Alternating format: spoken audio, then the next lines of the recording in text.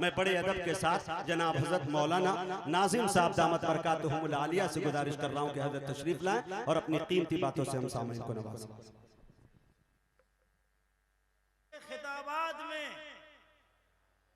ये तकारीर सुनते रहते हैं। हमारा मकसद लच्छेदार तकरीर करना और आपका मकसद उन पे तनकीद करना होता है और बस अमल करना अपनी ज़ात में, अपने मुआशरे में, अपने घरों में बिल्कुल मफकूद हो चुका है। आज ऐसा महसूस होता है ये वाक़यात, ये अहादीस, ये आयत करीमा सिर्फ किताबों में पढ़ने के लिए है, अमल करने के लिए नहीं है।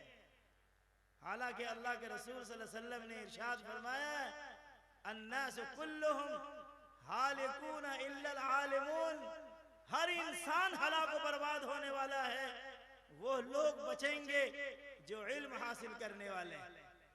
आगे फरमाया वल आलिमून कुल्लुहुम हालिकून इल्लल आमिलून, वो तमाम आलिम हलाक व बर्बाद हो जाएंगे, वो आलिम बचेंगे जो अपने इल्म के मुताबिक अमल करते हैं।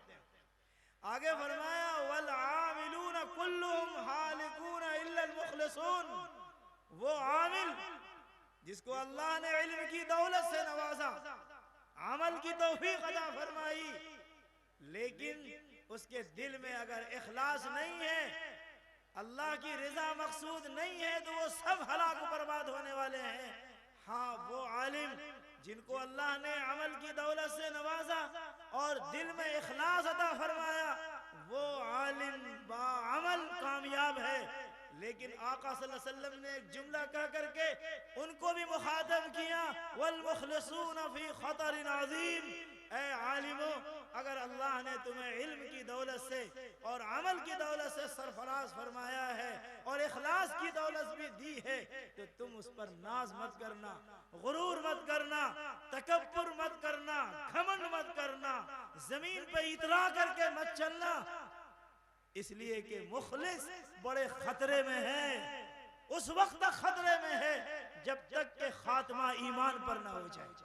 इसलिए हमें और आपको आज इस जलसे से ये आज़्म करके उठना है, हमने आपने उलमा के बयानात सुने हैं, हम इरादा करें हम जरूर भी जरूर उसके ऊपर अमल करने की कोशिश करें।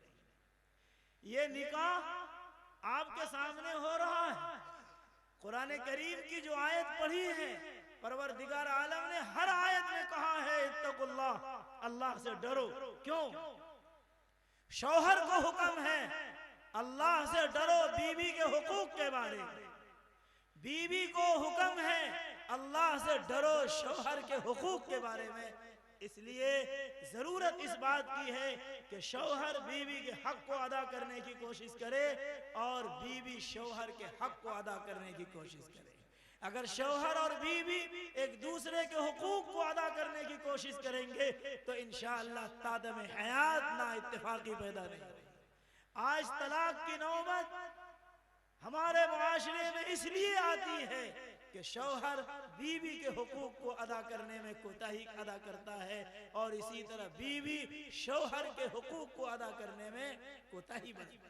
अल्लाह ताला से दुआ फरमाए कि अभी जो निकाह हो रहा है परवरदिगार आलम इसे कबूल फरमाए, शौहर और बीवी के दरमियान में उल्फत व मोहब्बत कायम फरमाए और इनसे नेक और सालेह औलाद अता फरमाए।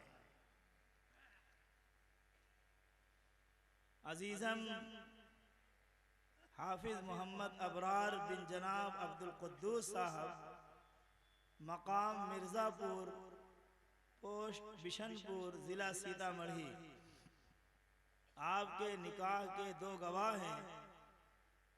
नंबर 1 जनाब अबुल कलाम कोयली साहब और दूसरे गवाह हैं जनाब मोहम्मद फरमान अंसारी भवानीपुर। आपका दैन महर है 11,555 रुपये। महर ये औरत का हक है और शौहर पर कर्ज होता है।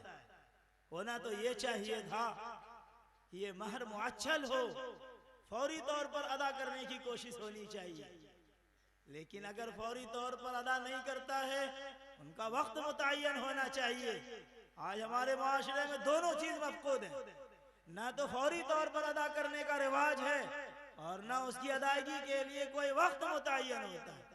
और अगर खुदा न खास्ता कोई शौहर फौरी तौर पर अदा करने के लिए तैयार हो गया तो बीवी का माँ और बाप बेचैन हो जाता है। ऐसा महसूस होता है कि शौहर के दिल में कालापन है, हो सकता है वो मेरी बीवी को छोड़ देगा, इसलिए तो ये फौरी तौर पर महर अदा कर रहा है। ये जहालत है, ये बेवकूफ़ी है, ये नादानी है। महर मुअज्जल अदा करना बेहतर है।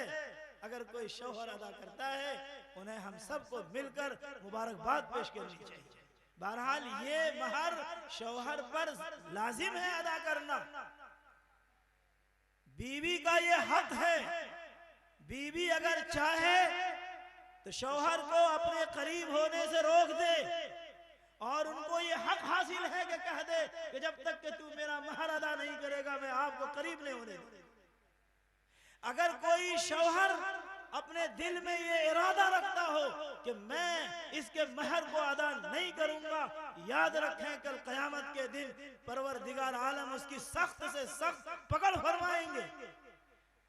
औरत के खुशदिली के साथ माफ करने के बगैर माफी नहीं होती है।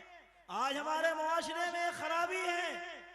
जब शौहर मरने लगता है तो उनके रिश्तेदार बीवी को पकड़ करके लाते हैं और कहते हैं कान में कहो मैंने माफ कर दिया। ये कैसी माफी है? माफी तो वो मोतबर है कि बीवी जिंदगी में खुशदिली के साथ माफ कर दे। इसलिए हमें और आपको कोशिश करनी चाहिए महर को जल्द से जल्द अदा करने की। हाफिज मोहम्मद अबरार साहब, मैंने दो गवाह जनाब अबुल कलाम कोहली साहब और जनाब फरमान अंसारी भवानीपुर की मौजूदगी में बेबस 11,555 रुपये माना नफका के अजीज़ा फरहत खातून बिन्त मोहम्मद सलाम अंसारी मकाम कोयली को आपकी ज़ौजियत में दिया। आपने कबूल किया? जोर से कहिए मैंने कबूल किया। उसमें लिख के जोर से बोलिए मैंने कबूल कहिए कबिल तो कबील तो। फिर बोली अजीज़म हाफिज मोहम्मद अबरार, मैंने अजीज़ा फरहत खातून बिन मोहम्मद सलाम अंसारी को दो गवाह जनाब अबुल कलाम कोहली साहब जनाब फरमान अंसारी की मौजूदगी में आपकी ज़ौजियत में दिया। बेबस 11,555 रुपये के आपने कबूल किया? मैंने कबूल किया। मैंने कबूल किया। हमारे दरमियान हम सब के मोहतरम हजरत जनाब मौलाना इरफान साहब कासमी मुबल्लिग दारुल उलूम देवबंद तशरीफ फरमाए। मैं गुजारिश करता हूँ कि निकाह के बारे में आप दुआ फरमाएं। चलिए काजी अंदाज साहब का बयान होगा ना।